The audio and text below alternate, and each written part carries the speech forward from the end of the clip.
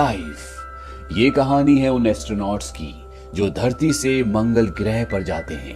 दरअसल ये मंगल ग्रह पर उतरते नहीं बल्कि अपने स्पेसशिप पर रहते हैं और ये एक कैप्सूल को जिसका नाम पिलग्रिम 7 है उसे मंगल ग्रह की धरती पर उतारते हैं। और 8 महीनों की मेहनत के बाद जब पिलग्रिम 7 मंगल ग्रह की मिट्टी के सैंपल्स ऊपर स्पेसशिप पर ला रहा होता है तो उससे कुछ मलबा टकराता है जिसकी वजह से वो अपनी दिशा से भटक जाता है। वो अब इनके कंट्रोल में नहीं है और अगर इन्हें अपने मिशन को कामयाब करना है तो इन्हें पिलग्रिम 7 को किसी भी कीमत पर पकड़ना होगा ताकि ये पता कर सके कि मंगल ग्रह की मिट्टी पर है तो है क्या।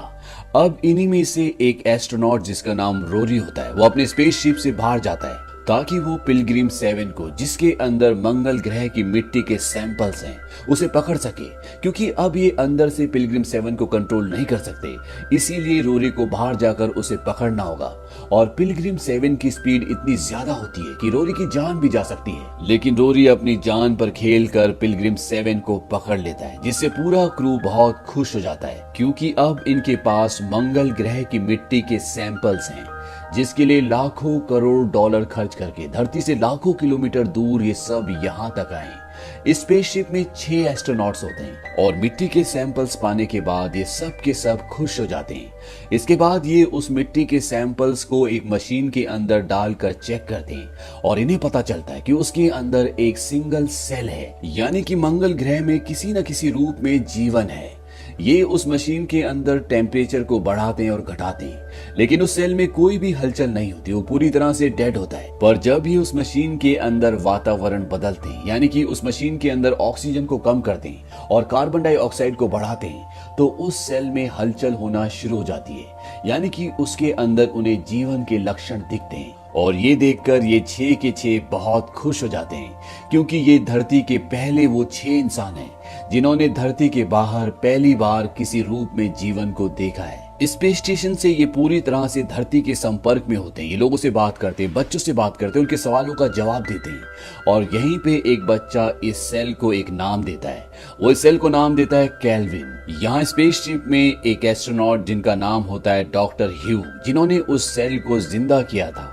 दरअसल इनके दोनों पैर खराब होते हैं इसीलिए इन्हें स्पेस में बहुत अच्छा लगता है क्योंकि यहाँ पर इन्हें व्हील चेयर की जरूरत नहीं है।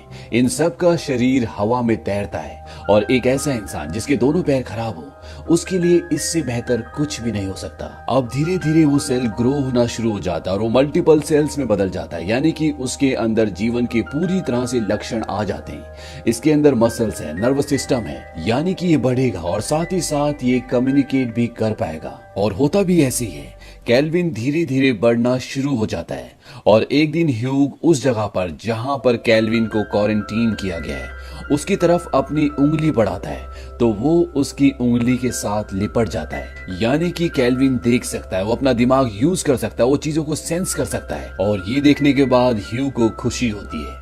कुछ दिनों बाद उस बॉक्स में जिसके अंदर केल्विन को रखा है वहां पर एयर प्रेशर पूरी तरह से चेंज हो जाता है और उसके अंदर सायरन बजना शुरू हो जाता है और किसी को भी कुछ समझ नहीं आता कि ये हुआ तो हुआ कैसे। इस बात से सब डर भी जाते हैं। हालांकि अब केल्विन बढ़ रहा होता है लेकिन वो पूरी तरह से इनएक्टिव है, यानी कि उसकी बॉडी में कोई भी हलचल नहीं है। इस बात से डॉक्टर ह्यू थोड़े से परेशान होते हैं क्योंकि उनका मानना होता है कि हो सकता है कि हम इस जीव से जिसका नाम केल्विन रखा गया है उससे कई बीमारियों का इलाज कर सके और वो किसी भी कीमत पर उसे दोबारा से एक्टिव करना चाहते हैं। और वो ये डिसाइड करते हैं कि वो केल्विन को एक बहुत हल्का सा इलेक्ट्रिक शॉक देंगे जिससे वो जाग जाए। वो उस जगह जाते हैं जहां पर केल्विन है और वो उस बॉक्स के अंदर ग्लव्स के सहारे हाथ डालते हैं और वो इलेक्ट्रिक रॉड से केल्विन को हल्का सा झटका देते हैं और जैसे उसे झटका देते हैं वो जाग जाता है और डॉक्टर ह्यू के हाथ में लिपट जाता है जिसमें वो इलेक्ट्रिक रॉड भी होती है। सबसे पहले केल्विन उस रॉड को तोड़ देता है और इसके बाद वो डॉक्टर ह्यू के हाथ को जकड़ लेता है। वो ग्लव से अपना हाथ निकालने की कोशिश करते हैं लेकिन केल्विन ने उनके हाथ को पूरी तरह से जकड़ा होता है। बाहर से और भी एस्ट्रोनॉट अंदर डॉक्टर ह्यू की मदद करने के लिए जाना चाहते हैं लेकिन यहाँ पर डॉक्टर मिरांडा सबको मना कर देती है। वो कहती है हम किसी भी तरह का रिस्क नहीं ले सकते। वहीं अंदर केल्विन ह्यू का हाथ और जोर से जकड़ना शुरू कर देता है और वो उनके हाथ की सारी हड्डियां तोड़ देता है जिससे ह्यू बेहोश हो जाते हैं। इसके बाद वो उनका हाथ छोड़ देता है। अब अंदर जो इलेक्ट्रिक रॉड होती है कैल्विन उसे तोड़ता है और उसे उस ग्लव्स के अंदर डालकर उस रॉड से उसके अंदर छेद करके वो उस बॉक्स से बाहर आ जाता है। लेकिन बाहर आने के बाद वो ह्यू को कुछ नहीं करता। ह्यू पूरी तरह से बेहोश है, उनकी बॉडी हवा में तैर रही है। अब यही एक चूहा भी होता है। कैल्विन उसके पास जाता है और उस चूहे को अपने चारों तरफ जकड़ लेता है और चंद ही सेकंड्स में वो चूहा पूरी तरह से मेल्ट हो जाता है, यानी कि कैल्विन उसे पूरी तरह से खा जाता है। इसके बाद उसका साइज बढ़ जाता है। अब इसी दौरान डॉक्टर रोरी अंदर चले जाते हैं और वो ह्यू की बॉडी को बाहर निकाल देते हैं, लेकिन तभी कैल्विन उनकी तरफ आना शुरू कर देता है और वो उनके पैर को पकड़ लेता है और मजबूरी में बाहर से दूसरे एस्ट्रोनॉट्स को दरवाजा बंद करना पड़ता है। डॉक्टर रोरी अंदर फंस चुके हैं और उनके पैर में कैल्विन पूरी तरह से लिपटा हुआ है। बाहर से डॉक्टर मिरांडा रोरी को कहती है कि तुम एक ऑक्सीजन कैंडल को जलाओ ताकि वो तुम्हारा पैर छोड़ दे, और वो ऐसा इसलिए कहती है क्योंकि उसे पता है कि कैल्विन ज्यादा ऑक्सीजन बर्दाश्त नहीं कर सकता। और जब डॉक्टर रोरी ऐसा करते हैं तो कैल्विन सच में उनका पैर छोड़ देता है। इसके बाद डॉक्टर रोरी वहां से एक फायर सिलेंडर उठाते हैं और वो कैल्विन को जलाने की कोशिश करते हैं, लेकिन उनकी सारी कोशिशें नाकाम हो जाती है और कैल्विन मौका देखकर चालाकी से रोरी के मुंह के अंदर घुस जाता है और वो उनको मार देता है और इस तरह से इनका एक एस्ट्रोनॉट मर जाता है। यहाँ पर ये पता चलता है कि कैल्विन के अंदर बहुत ज्यादा दिमाग है, जिस दिमाग की वजह से वो उस बॉक्स के अंदर से बाहर निकल पाया और साथ ही साथ उसने अब डॉक्टर रोरी को भी मार दिया है। कैल्विन सोच सकता है, वो देख सकता है, वो प्लानिंग कर सकता है और ये एक बहुत ही खतरनाक जीव है। अब ये लोग उस कैबिन के अंदर, जिसके अंदर रोरी की डेड बॉडी है और डेड बॉडी के अंदर कैल्विन है, वहां पर जहरीली गैस छोड़ना शुरू कर देते हैं और तभी कैल्विन रोरी की बॉडी से बाहर निकलता है और अब उसका साइज और भी बड़ा हो चुका है और जिन जगहों से जहरीली गैस निकल रही होती है कैल्विन वहां से बाहर निकलने की कोशिश करता है। ये एक एक करके उन जगहों को बंद करना शुरू करते हैं क्योंकि इनका कंप्यूटर सिस्टम काम नहीं कर रहा होता, इसीलिए इनको सब कुछ मैन्युअली करना पड़ता है और एक एक करके सारे होल्स बंद कर देते हैं। लेकिन आखिरी होल से कैल्विन गायब हो जाता है, यानी कि वो उस रूम से जो पूरी तरह से सील्ड था अब वो वहां से निकल चुका है। इन्हें कुछ नहीं पता कि कैल्विन कहां पर है और अब ये धरती पर संपर्क करने की कोशिश करते हैं ताकि ये कैल्विन के बारे में, अपनी स्थिति के बारे में पूरी इंफॉर्मेशन उन्हें दे सके, लेकिन इनका कांटेक्ट टूट जाता है और अगर इन्हें धरती पर संपर्क करना है तो इन्हें बाहर जाकर ट्रांसमीटर को रिपेयर करना होगा और इस काम में सिर्फ दो ही लोग माहिर थे, एक डॉक्टर रोरी जो मर चुके हैं और दूसरी कमांडर कैट। कमांडर कैट बाहर जाती है और जब वो ट्रांसमीटर के पास पहुंचती है तो वो अपने साथियों को बताती है कि ये बहुत गर्म है, शायद इसका कूलेंट गायब है और हो सकता है कि ये कैल्विन ने किया हो, उसने कूलेंट को खाना समझ के खा लिया होगा।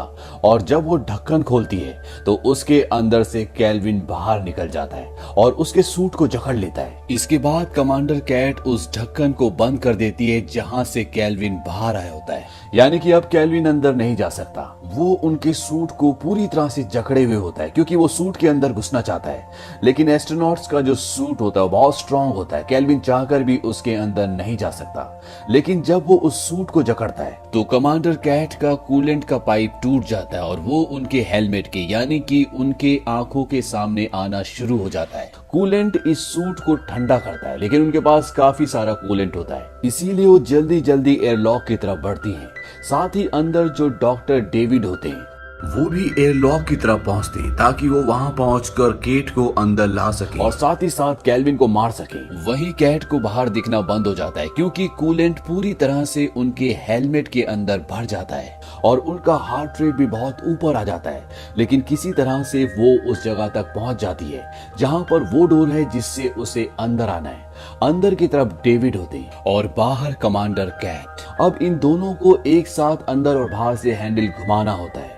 डॉक्टर डेविड उसे बाहर से हैंडल घुमाने के लिए कहते हैं, लेकिन कमांडर कैट जानबूझकर हैंडल को उल्टी तरफ घुमाती है क्योंकि वो जानती है कि उनकी बॉडी के साथ, उनके सूट के साथ अभी भी कैल्विन लिपटा हुआ है और अगर ये अंदर आ गया तो ये सबको मार देगा। इसीलिए वो दरवाजा नहीं खोलती और मरने से पहले अपने आप को वो स्पेसशिप से दूर धकेल देती है ताकि वो अंतरिक्ष की गहराइयों में खो जाए और कैल्विन भी उनके साथ स्पेस में कहीं गुम हो जाए।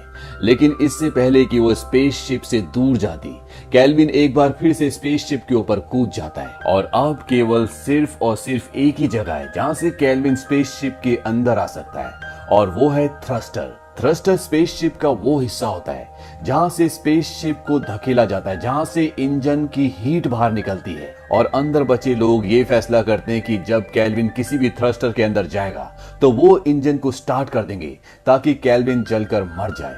और वो ऐसा करते भी, वो कई बार कोशिश करते हैं, लेकिन केल्विन हर बार बच जाता है। और इस कोशिश में इनका बहुत सारा फ्यूल खत्म हो जाता है और इनका स्पेसशिप अब धरती की ऑर्बिट की तरफ बढ़ना शुरू हो जाता है। और अगर इन्होंने कुछ ही देर में अपने स्पेसशिप को स्टेबल नहीं किया तो वो धरती की कक्षा में पहुंच जाएगा। और ये केल्विन को धरती पर नहीं ले जा सकते, क्योंकि केल्विन एक ऐसा जीव है जो बहुत ही मुश्किल परिस्थितियों में भी सरवाइव कर चुका है। और हो सकता है कि वो धरती के क्लाइमेट पर भी सरवाइव कर जाए और इससे पूरी मानव जाति को खतरा हो जाए। इसीलिए ये अपने बचे हुए फ्यूल से अपने स्पेसशिप को स्टेबल करते हैं।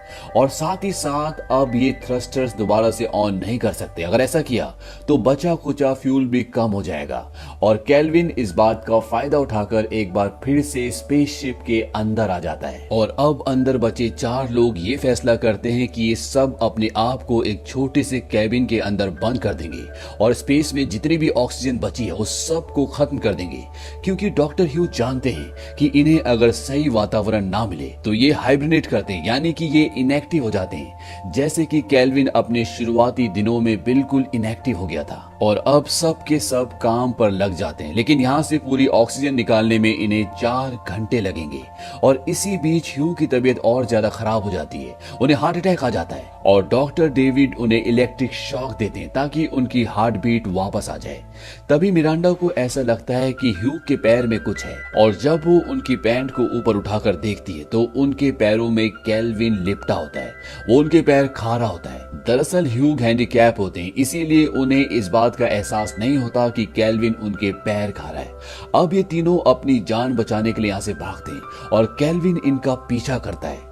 लेकिन इससे पहले कि केल्विन इन्हें पकड़ता, डॉक्टर डेविड और डॉक्टर मिरांडा एक कैबिन के अंदर जाकर दरवाजा बंद कर देते हैं और बाहर जो शो बजता है वो एक स्लीपिंग कैप्सूल के अंदर चला जाता है और बाहर केल्विन होता है। और यहाँ पर दिखाया जाता है कि केल्विन का पूरी तरह से रूप ट्रांसफॉर्म हो चुका है, उसका आकार भी बढ़ चुका है। लेकिन शॉ जिस कैप्सूल के अंदर है वो उसे तोड़ नहीं सकता, इसीलिए वो वहां से चला जाता है। और डॉक्टर मिरांडा और डॉक्टर डेविड अब केल्विन को ट्रैक कर सकते हैं, क्योंकि जब केल्विन ने डॉक्टर ह्यू की टांगे खाई थी तो साथ ही उसने वो ट्रांसमीटर भी खा लिया था जिससे ये सब एक दूसरे को ट्रैक करते हैं। और अब इन्हें पता है कि केल्विन कहां पर है, इसीलिए ये उसके लिए एक जाल बिछाते हैं। क्योंकि अब डॉक्टर ह्यू मर चुके हैं, वो उनकी बॉडी को बांध देते हैं और वहां पर केल्विन आता है। और जब केल्विन उनको खा रहा होता है तभी वो दरवाजा बंद कर देते हैं। और अब यहाँ पर केल्विन फंस चुका है और ये इस जगह की पूरी ऑक्सीजन निकालना शुरू कर देते हैं। और जैसे जैसे ऑक्सीजन खत्म होती है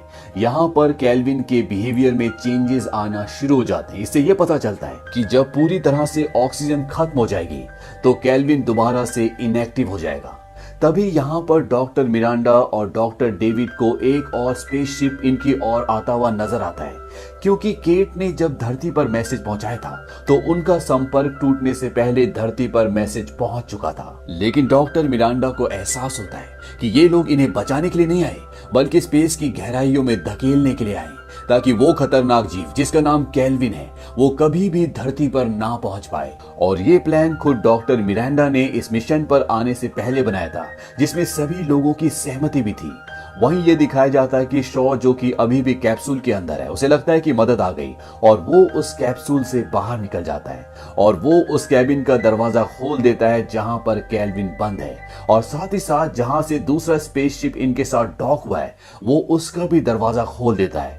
लेकिन तब तक केल्विन उस पर हमला कर देता है। हालांकि डॉक्टर मिरांडा और डॉक्टर डेविड उसे बचाने की कोशिश भी करते हैं, लेकिन वो उसे नहीं बचा पाते और केल्विन शॉ को मार देता है। और साथ ही साथ वो स्पेसशिप जो अभी अभी इनके स्पेसशिप के साथ डॉक हुआ है, यानी कि जुड़ा है, उसका भी एक्सीडेंट हो जाता है। ये दोनों आपस में टकरा जाते हैं जिससे वो पूरी तरह से तबाह हो जाता है। और अब डॉक्टर मिरांडा और डॉक्टर डेविड ही स्पेसशिप में बचे हैं और इन्हें एहसास होता है कि इनका स्पेसशिप अब बहुत तेजी से धरती की तरफ बढ़ रहा है, और अगर ऐसा होता है तो धरती की कक्षा पर पहुंचने से ये दोनों तो मर जाएंगे, लेकिन हो सकता है कि केल्विन बच जाए, जो पूरी मानव जाति के लिए, पूरी धरती के लिए एक खतरा है। इसीलिए ये एक फैसला करते हैं। यहाँ पर इनके पास 2 पॉड्स होते हैं। पॉड्स उन्हें कहा जाता है जिनसे धरती पर लैंडिंग की जाती है, जिसे ये कंट्रोल कर सकते हैं। और ये दोनों ये डिसाइड करते हैं कि एक पॉड पर डेविड बैठेगा और वो ऑक्सीजन कैंडल की मदद से केल्विन को उस पॉड के अंदर ले जाएगा।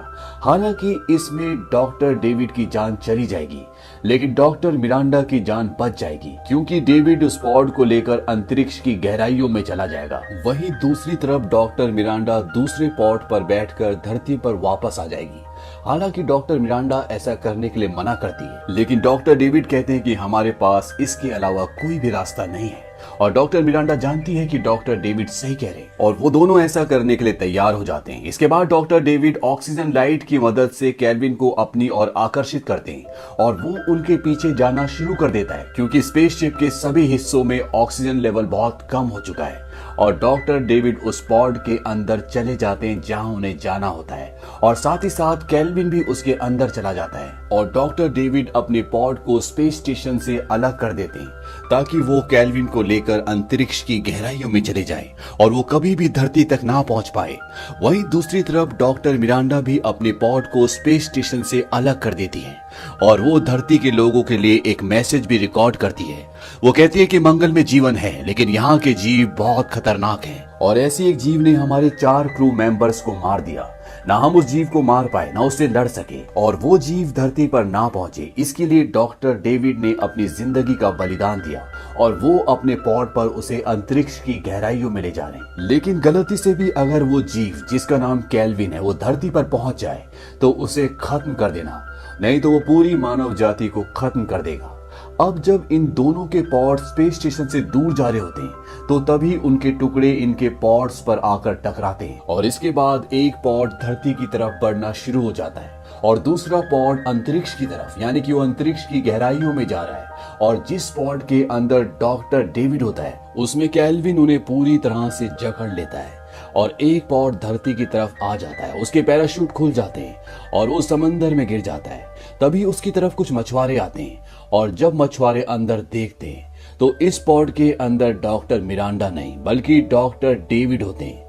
दरअसल उनके स्पेसशिप के मलबे के टकराने की वजह से इन दोनों की दिशा बदल गई होती है, यानी कि डॉक्टर डेविड धरती पर पहुंच गए होते हैं, और डॉक्टर मिरांडा, जिन्हें धरती पर पहुंचना होता है, वो स्पेस में कहीं खो जाती हैं। डॉक्टर डेविड अभी भी उस कैप्सूल के अंदर, उस पॉड के अंदर जिंदा होते हैं, और जब वो देखते हैं कि कुछ लोग उस पॉड का दरवाजा खोल रहे हैं, तो वो उन्हें ऐसा करने से मना करते हैं, क्योंकि अभी भी केल्विन ने उन्हें पूरी तरह से जकड़ा हुआ होता है। हो सकता है कि केल्विन ने उन्हें इसलिए नहीं मारा क्योंकि इसके पीछे उसकी कोई प्लानिंग हो, क्योंकि ये जीव बहुत ही बुद्धिमान है, या ये भी हो सकता है कि जो सूट उन्होंने पहना हुआ है, उस सूट के अंदर वो घुस ही ना पाया हो। लेकिन यहाँ पर डॉक्टर डेविड की बात वो लोग समझ नहीं पाते, और वो उस पॉड का दरवाजा खोल देते हैं, और इस तरह से मंगल ग्रह का ये जीव अब समंदर के बीचों बीच धरती पर पहुंच चुका है, और उसके आगे खुली धरती, यानी कि वो आजाद है।